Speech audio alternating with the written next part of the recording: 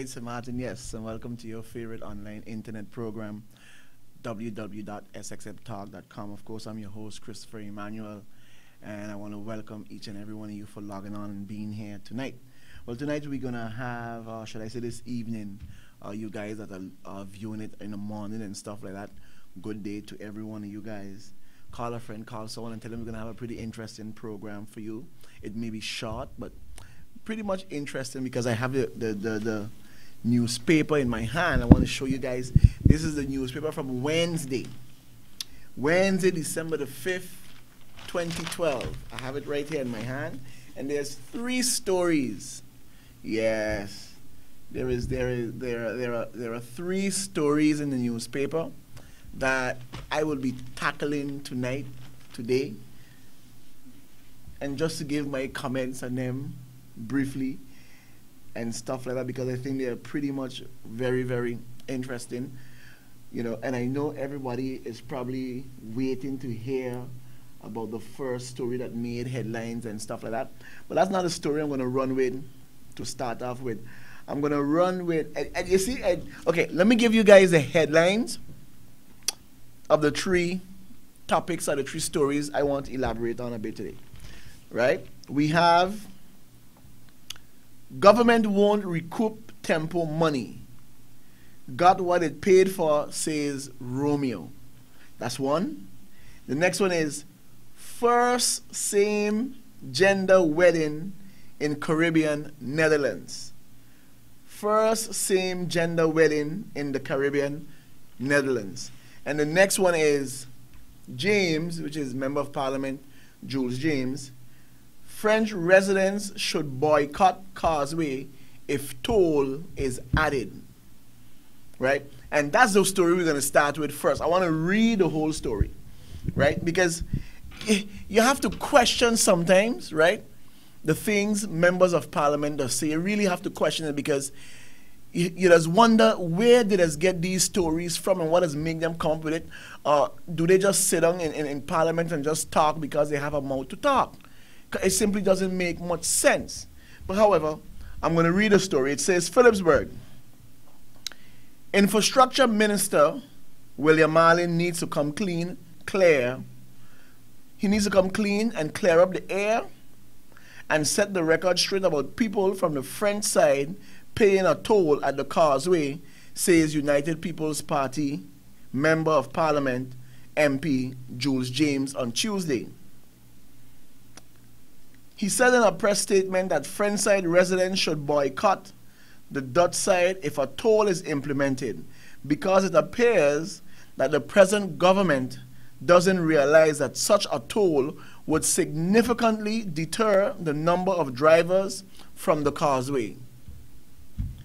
Marlin has stated that the true benefactor of the Simpson Bay Causeway are French side residents, according to James. I am certain that our supermarkets, restaurants, and several other establishments on the southern side value the business of these benefactors, and definitely will not be too keen on sharing the theory of the minister. The MP added that the initial purpose of the causeway has been to create jobs during the construction period and provide relief from traffic congestion. It was never the intention to implement any toll, so why start now? Period. I believe the minister should embrace these facts. James is again questioning, as he did in the zoning and maintenance meeting in Parliament, for Marlin to give clarity on the statement that the causeway is costing the people of the Dutch side, so the people of the French side should also pay. This position seems to stem from an incomplete and inadequate analysis. This line of thinking does not promote one Saint Martin, Saint Martin. You see, every November 11th, we hear speeches, but it is just that, speeches. We need to look for ways to encourage our oneness and not put up roadblocks and implement and not drive nails through us. Instead, present us with a window of opportunity to have discussions and suggestions regarding an equitable solution to the maintenance of the bridge, James concluded. Now, I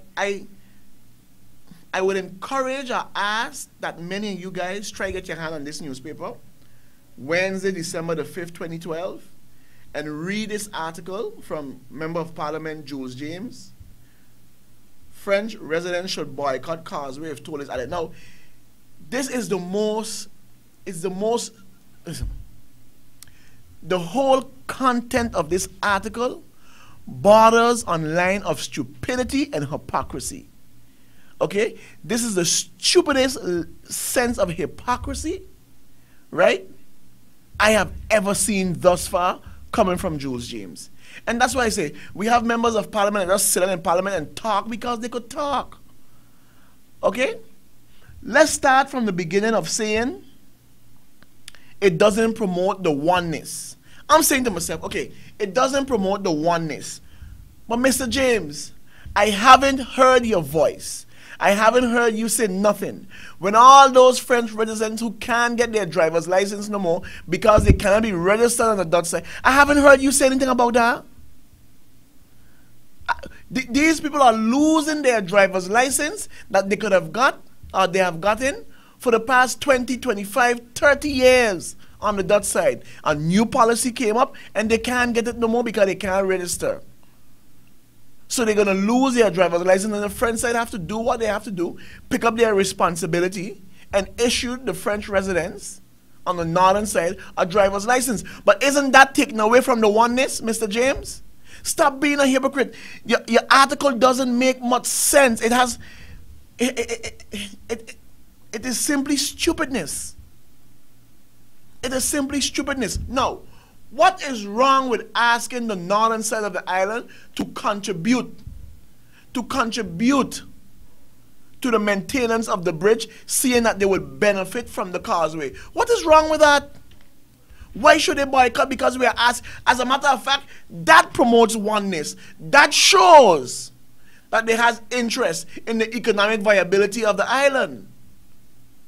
Because again, here we have the southern side of the island, okay, making investment, infrastructural investment that's going to benefit so-called both sides, as you're saying. So if that is the case, what is wrong with asking the northern side of the island to contribute, to assist in the maintenance of the bridge? What is wrong with that? That is promoting oneness. I simply don't get your point. It doesn't make much sense at all because a toll is going to be implemented. Now, I want to ask you this question. If your leader, Tia Heidegger, had said that they're going to have a toll on the bridge, would you be arguing the point? No. You would not be arguing the point. You would have nothing to say. But because it's coming from William Marley now, you have all to say. Member of Parliament Jules James, your article borders on stupidity, hypocrisy, and rubbish. It doesn't mean, it is simply nonsense. And you guys should come better than that. You should come better than that. It is stupidness. Okay?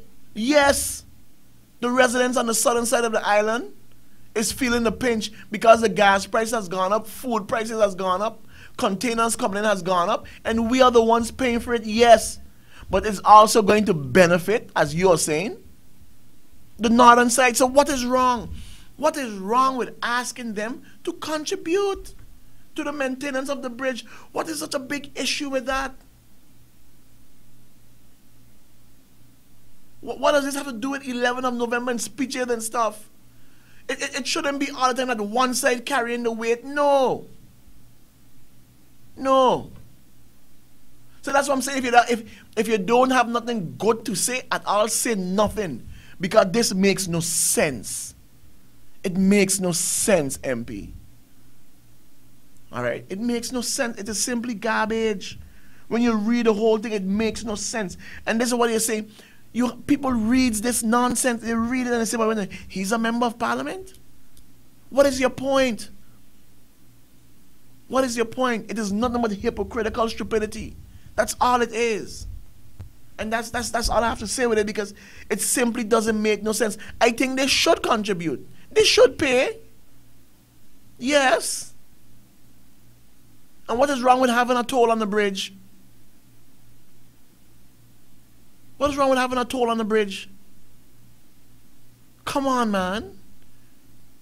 Since I like to bring up all different examples of all over the wall, and this one is this one that, most of those things have a toll on it. Come on, Jules James. Come better than that. Find a better article to read, because this article, it is simply garbage. It just doesn't make much sense. So I'm going to leave it there with this article, and I'm going to go to the government and tempo article, because again, like I wanted to say, I told you so. And I want to say to the Minister of Finance, I told you so. It simply didn't add up. The numbers didn't add up. So when you came out and you said that we're going to recoup our money from the ticket sales of the gate and stuff, I said it will not work, because the marketing and the advertising was done in a nasty manner, right? And St. Martin people showed you all that when you come to St. Martin and you disrespect St. Martin and its people, this is what you get. But I'm not blaming Temple, because he gone away with his haul, even though at the end he went up on stage and gashed them and had all kind of songs to sing and all kind of thing. All right? St. Martin, that's what you get. That's what you get when you have members of parliament want to be involved in all sorts of different things. That's what you get.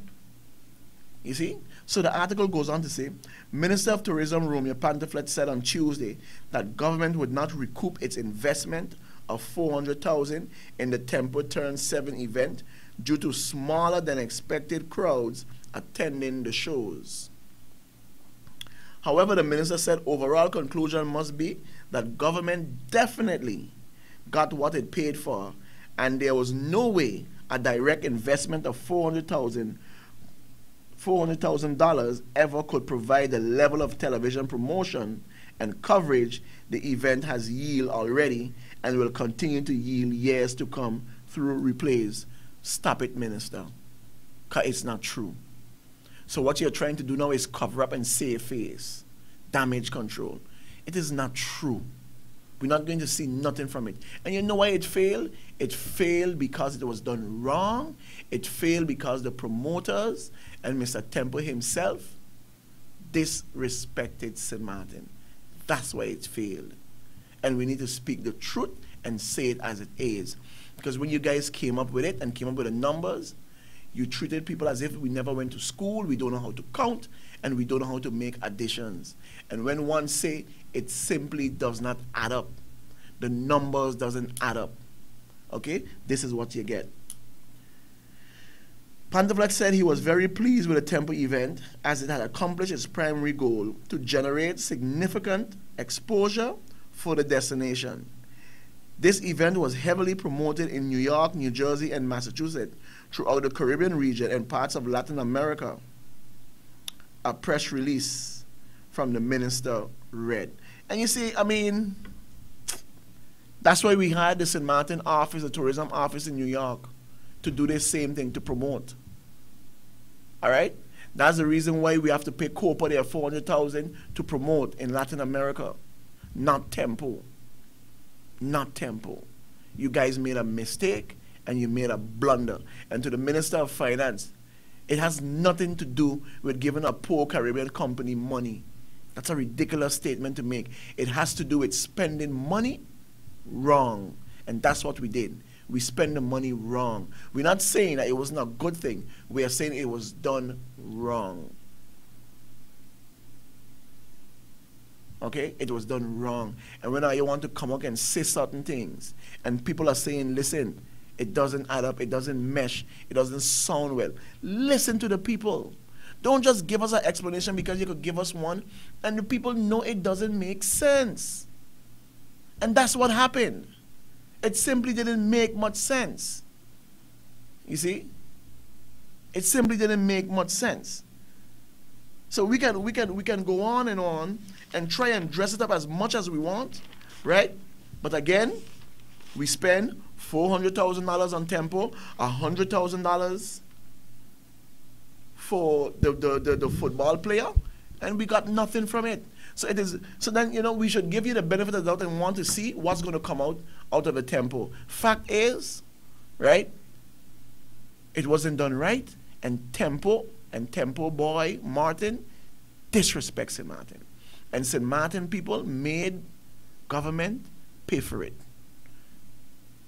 Okay? They boycotted the shows because it didn't go down well. It didn't go down well. See, the article doesn't even worth reading much more because it's a lot of, you know, putting words together and trying to make it look good and add it up. But again, right, it simply didn't work. So it is for us to see what's going to come out of it. I don't see nothing much coming out of it, right? And it's a shame. It's a shame that it went down that way, right? And we, the St. Martin people, hasn't forgotten how important the Caribbean region is. We have been saying it many, many times. Okay? Invest, promote, advertise in the Caribbean, advertise in the Caribbean, advertise in Latin America. We have been saying it over and over. We didn't need Tempo to come here to do that for us. Okay? We didn't need them to come and do it for us. And again, nothing is wrong with Tempo, you know. But the way Tempo conducted himself and came here, that is what was wrong. And Gittins and Romaine and all of you guys owe the St. Martin people an apology. And I'm going to keep saying it all the time. I'm going to keep saying it all the time because when you come here and you disrespect our artists, you disrespect the island, okay, this is what you get. St. Martin people don't forget you. And we just take the pride in our country very, very serious. So that's my take on that issue with government not recouping their money from Tempo because I told you so. It wouldn't have worked.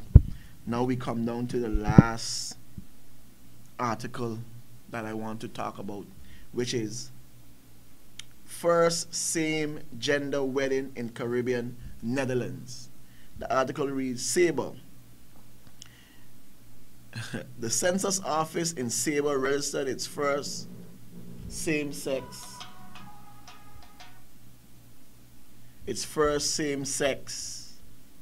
union between two visitors, a Arubian resident, Arubian Gonzalez, 26, wed Venezuelan Ruiz Pinto, 27, tying the knot Tuesday, December the 4th. The civil ceremony, the very first of its kind in the Caribbean Netherlands, was officiated by Julietta Woods of the Civil Registry in the courtroom at the government building in the bottom. Island Councilman Carl Boncampo and his partner, Rudolph Hassel, were the chosen witness for the wedding, but due to other commitments, Tourism Director Glenn Holmes replaced, and let me find the continuation of it. Yeah, okay, here it is. Replaced Boncampo for the special ceremony. Woods confirmed this is a historic and first same-sex wedding ceremony performed on the island, and this may lead to some protocol adjustments. She still had to read the official husband and wife script, leading to some confusion with a crowd gathered for the event. Sabre is the first island of the former Netherlands Antilles to facilitate same-sex wedding since the islands obtained their new constitutional status after October 10, 2010. Gonzalez explained their decision to come to Sabre, saying, "It is the first Dutch Caribbean territory to adopt legislation allowing same-sex weddings. Bonaire's adoption may take a few more months, so Sabre was our only choice." Now, this is the part that has me a bit confused. It says, Gonzalez is a lesbian, gay, bisexual, and transgender LGBT group youth leader working with the regional Pink Orange Alliance. AIDS support group Sabre Foundation is a member of the Dutch Caribbean Pink Orange Alliance, and Gonzalez met Boncampo at a regional symposium. Boncampo counseled the young couple, inviting them to initiate contact with officials in Sabre and organize their wedding and honeymoon here. "My husband is a Venezuelan native. and the processing of papers took a while, said Gonzalez, explaining that it was worth the wait as this was the couple's first visit to Saba. Praising local hospitality, Gonzalez said the ceremony was personal and highly emotional. He added that Saba is beautiful with tropical greenery. It feels like we are in a mountainous Amazon region. It makes us dizzy since we are from very flat Aruba. The couple is honeymooning at the El Momo cottages where host Dirk Jan Jansen and his partner Oyst de Jong made the couple feel like part of the family. The two hosts are local LGBT group leaders, having organized the first local pink-orange LGBT soiree on Friday, November the 30th. The private event was meant to allow those not yet open about their lifestyle to join the group without feeling pressured. Tourism Director Holmes was excited about this historic first same-sex civil union. We are seeing interest in same-sex marriages in Saba. The next one is scheduled for December 17th. The first same-sex marriage couple is to be featured in the island's tourism materials, Holmes explained. The wedding obtained extensive coverage by a wide range of media houses in the Netherlands and other Caribbean and islands of the Dutch Caribbean. Now, what I want to say is simple. I want to ask a few questions. What does this mean for St. Martin? That's what I want to know. What does it mean for St. Martin? We shouldn't even try to go through all sorts of different things because we know how people feel about this union. All right? But I'm not going to get down harsh and all the sort of disrespectful and ambiguous and nasty and you know, offensive names that you want to call it and all kind of stuff like that. What I want to say is this, though. It happened on Tuesday. Today is Thursday. And this is the reason why I say the churches on St. Martin need to shut their mouth. Because what are you hearing from them now? Church groups and church leaders, where are you? What is it you have to say? But when the gate cruise ship was coming out, it was holding fasting in town and prayer and visual and all sorts of things. Okay? If you're going to stand for something, stand for something. That's all I'm going to say on this issue. And I'm waiting for when the Dutch demand that St. Martin have to do the same. We're going to see who are the true leaders in this country. We're going to see who have balls. We're going to see who can stand up and tell the Dutch, not in our country. Let us see. Let us really, really see what's going to happen. And that's my take on it. I have nothing more to say. That's why I say, St. Martin, right? I'm going to end the program early tonight. Just about 30 minutes. All right? I have nothing more to say on this issue. But it goes to show the kind of people that we are. All right? So like I say, I'm waiting. Because soon it will be shoved down our throats. It will come knocking on our doors. And I'm waiting to hear from all the ministerial councils, the church organization, the leaders in this country. What are you going to say? What are you going to tell the young people? What is your opinion? What are your thoughts? I'm waiting to hear the members of parliament. Okay, we had our Christian gathering, Thanksgiving, at the board, in front of the government building with prayers and this and that and all sorts of things. Let me say this, right? We could try to dress it up and spin it up and nice it up as much as we want, giving prayer and thanksgiving. God don't like ugly. So let us see. Let us see what's going to come out. What's going to come out of this, right? Leave Saba do what Saba wants to do. Okay? And that's Saba right. They're an island, autonomous, within the Dutch kingdom, as part of the Dutch kingdom. Okay? They have the choice and the rights to do what they want to do. But here in St. Martin, we are afforded the same sort of rights, whether it could be limited or not. But let us see where we stand. Let us see what we are going to do. Let us hear what we have to say. All right? And that's my issue. I could imagine many people would expect me to come out and say this and say that. No, no, no, no, no, no, no. No, no, no, no, no. I have nothing to say about the individuals, their lifestyle.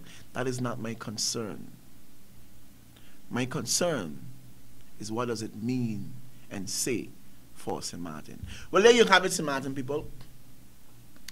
I want to thank you guys very, very much for logging on tonight.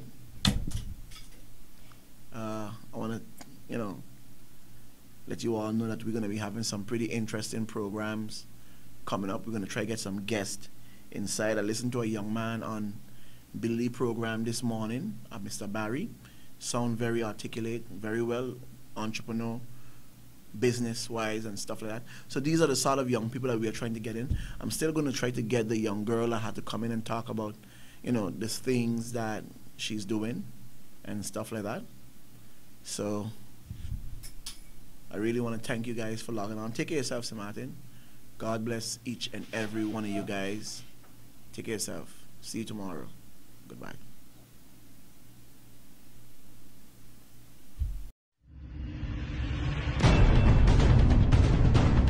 There was a time when people dare not utter a word. There was a time when people were in the dark and searching for accurate information. Just when all hope is lost and frustration hangs in the balance, Sxmtalk emerges and broke the silence. Join host Christopher Emmanuel for live and serious discussions and hard talk.